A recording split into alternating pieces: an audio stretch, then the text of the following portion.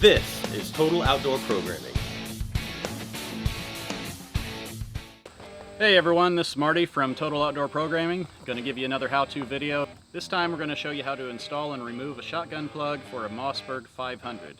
So again, waterfowl season coming up. One of the big things that they'll get you on is not having a plug in your gun.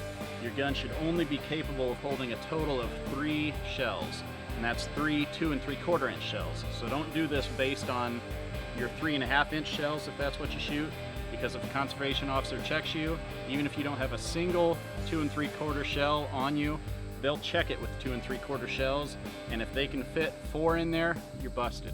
So anyways, double check that. Always make sure when you get a new plug that you double check it and make sure that you cannot get 3 2 3/4 inch shells in the magazine. You're allowed to have 1 in the chamber, 2 in the magazine, and that's it.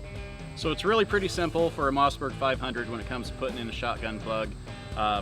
Pretty basic, but the number one concern is just to make sure you always think about safety first. Always keep the gun pointed in a safe direction, away from houses or people, and always treat it like it's loaded. The second step you want to do is double check that it is unloaded. So you want to open the barrel with your barrel release lever right here, and double check first in the barrel to make sure that there's no shells in there, and second down in the magazine tube itself. Feel it, look at it, make sure that there's no shells in there so you know that you're absolutely safe. The next step that you'd want to do is go ahead and remove the barrel cap right here to remove the barrel. And on Mossbergs, the barrels actually have a threaded bolt that goes right into the magazine tube.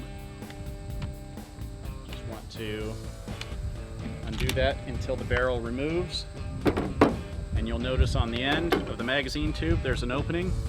It's really simple. All you have to do is tilt it forward and hit it a few times, and the plug will start to pull out, pull it the rest of the way out, and now the magazine tube plug has been removed. So at this point, if you wanted to shoot with your plug capable of holding everything, you would just put the barrel back on, tighten it back down, and you're ready to go, but you're not legal for waterfowl hunting. So when it comes time to get legal for waterfowl hunting, you want to go ahead and remove the barrel and go ahead and take your plug and just put it right inside that tube.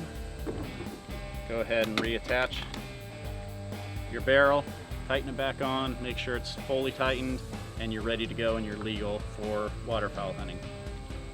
Some of you might have a question of what in the world this is that came out. Because if you see some of the store-bought plugs, they don't look like this at all. This is a redneck fix here.